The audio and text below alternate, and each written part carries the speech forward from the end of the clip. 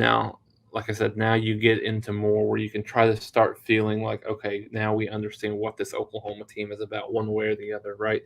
Now, you kind of go through how bad is Nebraska versus how good is Oklahoma, right? But the one thing that I'll continue to harp on, this Nebraska team has not lost by large margins over the last few years. So they're not a great football team without, no bare bones about it. But at the same time, they've not gotten into a situation where they've got beaten up pretty bad.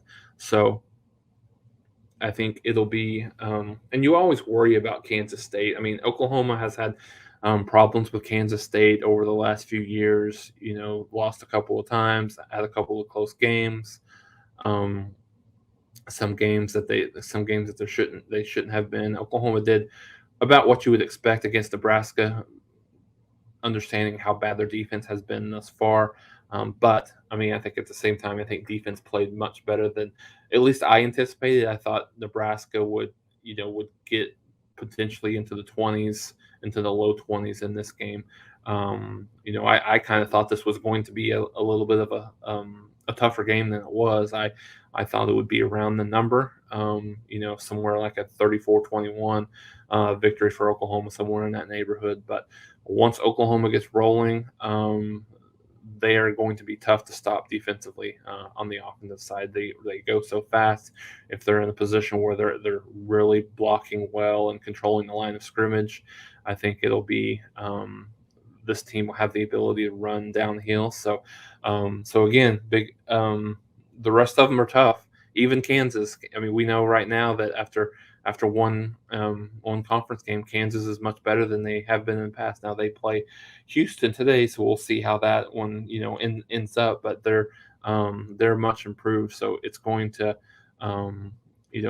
continue to be a tough conference season for Oklahoma, much more balanced than it has been in the past. So, but you like where after 3 games, you like where Oklahoma's at, particularly like I said on the defensive side of the ball, and you've given up 14 points, 13 points, and 3. So you've played really, really well, and you've done probably in their eyes, in between the walls, this is what they expected. But us watching this team over and over again over the last 10, 15, 20 years, it's been a while since Oklahoma's played this well defensively early on, and let's see if this continues. Oklahoma, they showed some improvements a couple years ago in their Grinch, and they weren't obviously able to sustain that over a period of time. So let's see if this defense can sustain that and continue to get better and better as the season goes on. So I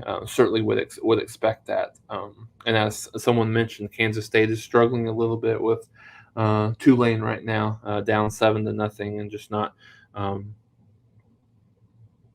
getting that separation early on that they expected. And as all of us know, if you come in not ready for Tulane, even though they were not a good football team last year, they seem to be much better, much improved this year. Then you have the opportunity to struggle early on. So yeah, like I said, great overall performance for Oklahoma, 3-0 going into conference season. And as I mentioned, the next 3 games, heading into Red River, you've got you host Kansas State, then you go to TCU, and then you have Texas, which will be interesting when that comes around. Is Quinn Ewers back? Is he healthy enough to play in that game for Texas? So I've got to cut this a little bit short. There is a cardinal sin that has been made in football season, as there is a family member is getting married. So I have to prepare to go to a wedding, and so I'll have to cut this a little bit short. But don't forget to join us on Wednesday. We'll recap this a little bit more and get into maybe some other details, and then obviously start preparing for Kansas State and going from there.